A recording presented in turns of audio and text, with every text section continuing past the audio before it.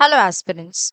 Welcome to another informative SSB interview prep session brought to you by SSB Crack Exams, जो कि specially electrical engineering graduates के लिए design किया गया है who aspire to join the Indian Armed Forces as commissioned officers. जैसे कि आपको मालूम है, electrical engineering is one of the most important engineering disciplines for modern military systems.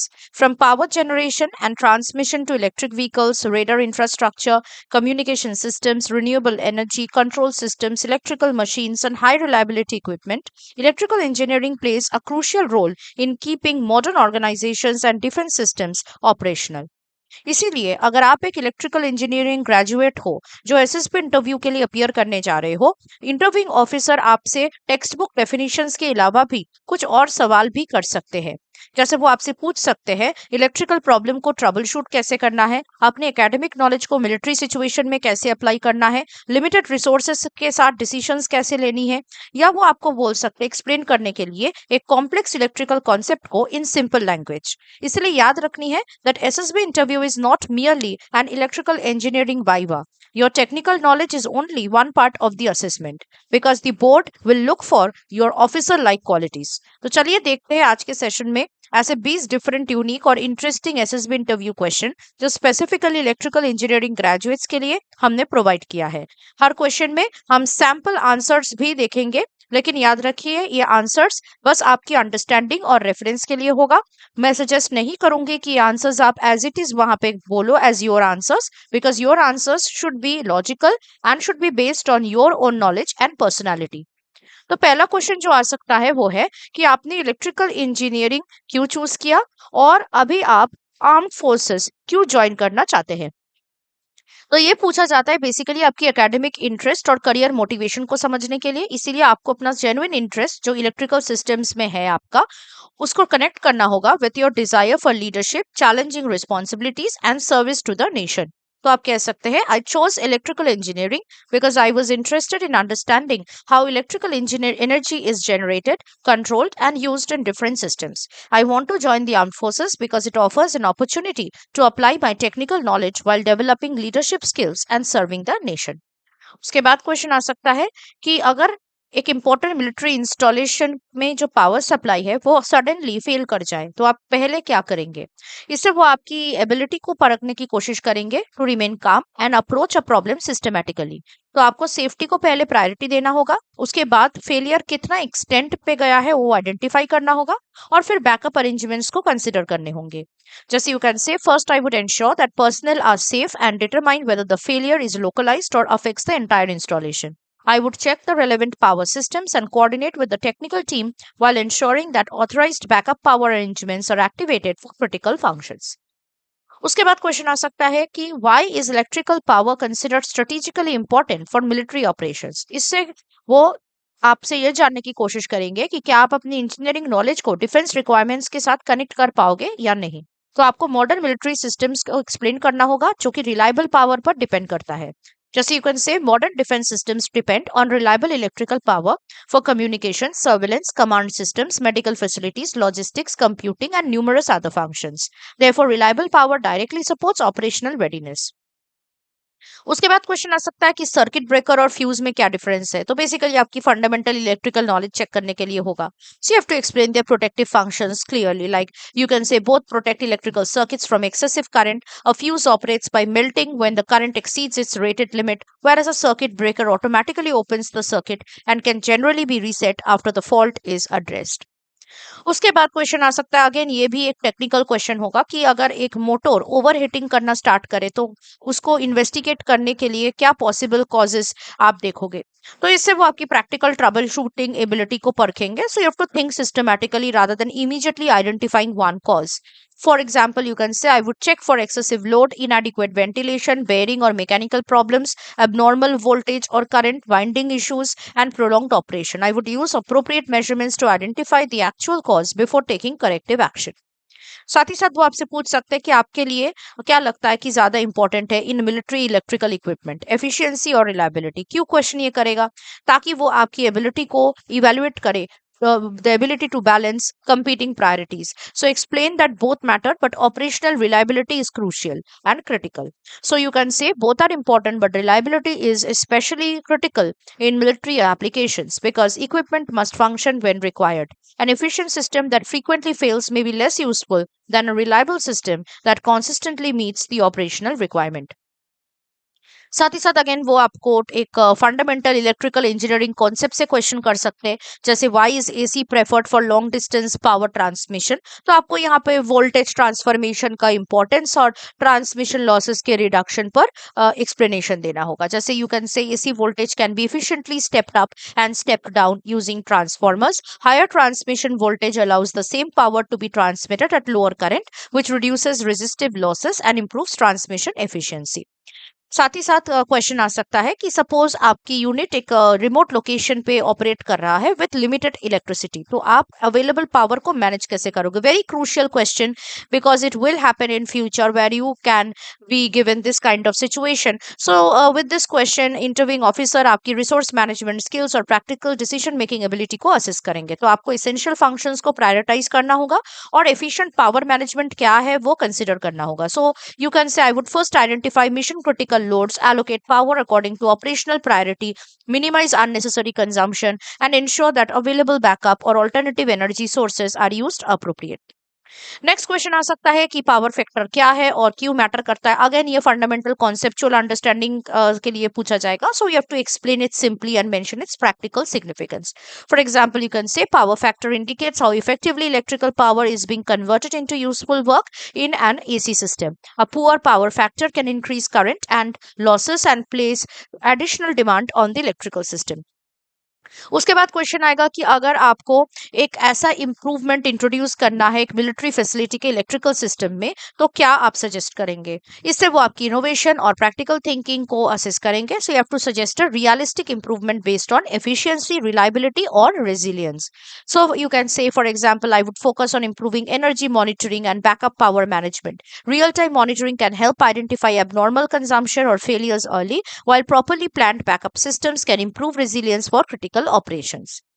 Next question could be कि एक इलेक्ट्रिकल इक्विपमेंट एक remote area में maintain करने के टाइम पे सबसे बड़ा चैलेंज क्या होता है?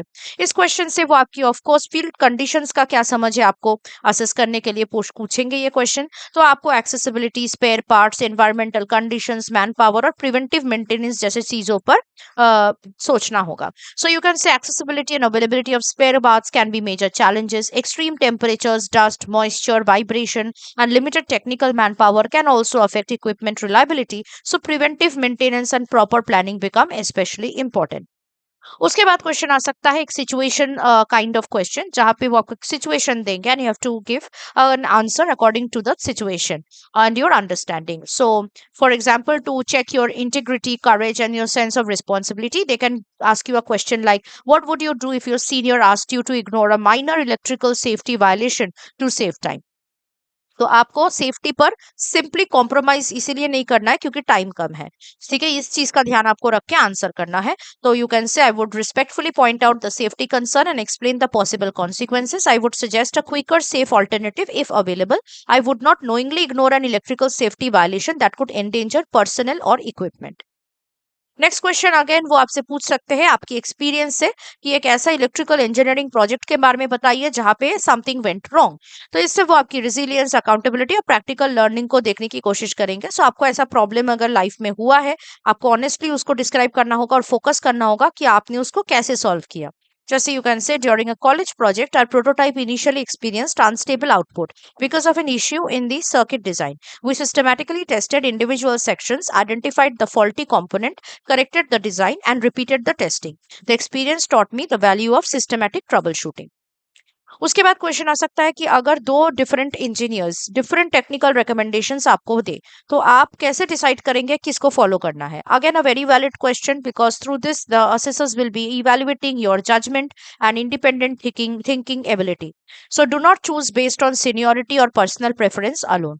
तो आप कह सकते हैं I would understand the reasoning behind both recommendations, compare the supporting data, assess risks and operational requirements, and then make a decision based on technical merit and the overall objective.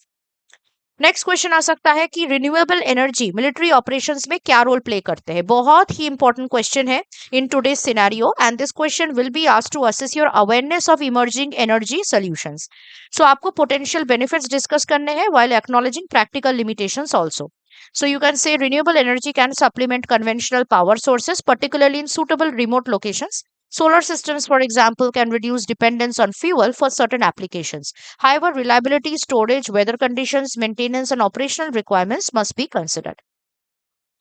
उसके बाद क्वेश्चन आ सकता है modern defence system में batteries इतना important क्यों है। Again ये क्वेश्चन आपकी समझ के लिए होगा एंड वो देखेंगे कि आपको कितना समझ है एनर्जी स्टोरेज और मिलिट्री एप्लीकेशंस के बारे में। तो आपको backup power, mobility, communication, portable equipment और एनर्जी स्टोरेज जैसी चीजों को डिस्कस करना होगा। जैसे यू कैन से batteries provide portable and backup electrical power for communication equipment, vehicles, sensors, electronic devices and emergency systems. Their reliability, energy density, charging characteristics, and operating conditions are important considerations in defense applications. Next question again एक situation based question आ सकता है जिससे वो आपकी discussion को technical knowledge से officer like qualities पर शिफ्ट करे और वो आपके ओएल क्यूज को चेक कर पाए। जैसे वो कह सकते हैं कि एक इमेजिन कीजिए क्रिटिकल इलेक्ट्रिकल सिस्टम फेल कर गया है just before an important operation, तो कौन से क्वालिटीज आपको चाहिए होगा as an officer. So you need to mention calmness, responsibility, decision making, teamwork, and initiative जैसे qualities. So you can say, I would need to remain calm, quickly understand the situation, prioritize the operational requirement, coordinate the technical team, and make a timely decision based on available information. Taking responsibility rather than assigning blame would be essential. उसके बाद question आएगा कि what is one electrical engineering concept that you think every officer should understand. ये question क्यों किया जाएगा? To assess your ability to identify practically important knowledge. तो आपको एक ऐसा कॉन्सेप्ट चूज करना है जिसका ऑपरेशनल रेलेवेंस बहुत बड़ा हो या ब्रॉड हो। जैसे आप कह सकते हो, I would say electrical safety and basic power system awareness are important because officers may have to work around electrical equipment, understand power requirements, and recognize potentially dangerous situations even when they are not electrical specialists. उसके बाद question आ सकता है कि अगर आपको electricity एक school student को 1 मिनट में समझाना है तो आप कैसे करोगे? Very very valid way to check what your communication skills are like and whether you have the ability to simplify complex concepts. तो आपको टेक्निकल टर्म्स अवॉइड करनी है और एवरीडे लैंग्वेज यूज करके, एवरीडे एग्जांपल्स और एनालॉजी यूज करके आपको simply describe करना है इलेक्ट्रिसिटी को। जैसे you can say, I would compare electricity to water flowing through pipes. Voltage is similar to the pressure that drives the flow, current is similar to the amount of water flowing, and resistance is like an obstruction that makes the flow more difficult. Last question आ सकता है कि आपकी engineering degree जो है वो आप क्या स्टडी किए हो वो हमें बताता है, लेकिन what tells us that you can become an officer. So this question is a valid question because through this the assessors will distinguish your academic qualification from OLQs. तो आपको अपने रियल एक्सपीरियंसेस को कनेक्ट करने होंगे with qualities like leadership, responsibility, initiative, team work, adaptability and decision making skills. So you can answer, my electrical engineering education has strengthened my analytical thinking and problem solving ability. However, I believe my suitability for officership comes from my willingness to take responsibility, work with people, remain calm under pressure, take initiative, and adapt to changing situations. I want to combine these qualities with my technical knowledge to serve the nation. So I hope कि आज के इस question से आपको समझ आ गया है कि as an electrical engineering what kind of questions could be asked to you. तो जैसे मैंने पहले भी कहा है, आपको ये क्वेश्चंस के आंसर्स खुद बनाने पड़ेंगे। You can take as reference the sample answers for that. अगर आपको अपने अपकमिंग एसएसबी के लिए अच्छे से तैयारी करनी है then join our SSB interview online coaching course, जिसके लिए आपको पहले हमारा एसएसबी क्रैक एग्जाम्स के लर्निंग ऐप को डाउनलोड करना पड़ेगा और इस ऐप में आपको रिटन डिफेंस एग्जाम के रिलेटेड सारे कोर्सेज भी मिल जाएंगे। तो अगर आपको कोई भी कोर्स के लिए प्रिपरेशन करनी है, पहले आपको वॉरियर 10 का कोड यूज करना है before you get enrolled to any course, because that code will help you to get 10% discount on any courses. So before ending, I want to tell you something very important. You remember that as an electrical engineering graduate, SSB interview is not simply an engineering viva. आपका technical knowledge important है, लेकिन interviewing officer सिर्फ आपके technical knowledge पर ही focus नहीं करेंगे। वो interested है आपकी पर्सनालिटी, जजमेंट, कॉन्फिडेंस, कम्युनिकेशन और रिस्पॉन्सिबिलिटी हैंडल करने की एबिलिटी को देखने के लिए। तो इंटरव्यू में अपियर करने से पहले आपको अपने कुछ कोर्स सब्जेक्ट्स जैसे electrical machine, power system, power electronics, control system, network theory, electrical measurements and instrumentation, signals and systems, analog and digital electronics, engineering mathematics और फाइनली प्रोजेक्ट को रिवाइज करके जाना है। आपको अपने प्रोजेक्ट को लेकर बहुत ही क्लियर रहना है और आपको ये बताना है कि आपने अपने प्रोजेक्ट को अप्लाई कैसे किया या पर्सनल इंफॉर्मेशन के बारे में भी आपको जानकारी रखनी है। So you have to know exactly what the project was about, why you selected it, what your individual contribution was, what problems you encountered, what results you obtain and what you would change if you had another opportunity. Also practical questions के लिए भी आपको prepare रहनी है क्योंकि वो आपको कुछ ऐसे सिचुएशन दे सकते हैं जैसे मोटर ओवरहीटिंग हो जाना, पावर सप्लाई फेल हो जाना, सर्किट ट्रिपिंग हो रहा है रिपीटेडली, या electrical installation some suddenly limited power availability face करना, ताकि आप से वो प्रैक्टिकल एप्लीकेशन के बारे में समझ सके। So do not rush to give a complicated answers for these questions, think step by step.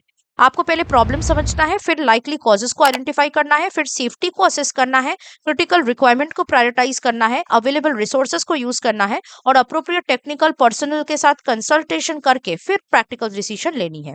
ये अप्रोच आपके सिर्फ इंजीनियरिंग नॉलेज के बारे में ही नहीं दिखाएगा बट आपकी effective intelligence, reasoning ability, sense of responsibility, initiative और स्पीड ऑफ डिसीजन मेकिंग भी शो करेगा। Remember one important rule, never bluff a technical answer. If you do not know something, accept it confidently. Also, your electrical engineering degree shows that you can understand complex system. Your experiences show you that you behave or how you behave in real situations. But your SSB performance should demonstrate that you can take responsibility, work with people and make sound decisions. So prepare your engineering subjects but also prepare your personality. Thank you for watching this session. I should wish you all the very best for your SSB interview and your journey towards becoming a technically competent, responsible and capable commissioned officer in the Indian Armed Forces. जय हिंद। अगर आप एक defence aspirant हैं और SSB interview, NDA, CDS, AFCAT जैसे exams के लिए prepare कर रहे हैं तो आप एसएसबी क्रैक एग्जाम्स के कोर्स को चेक करना ना भूलें। आप हमारी लर्निंग एप्लीकेशन को गूगल प्ले स्टोर से भी डाउनलोड कर सकते हैं।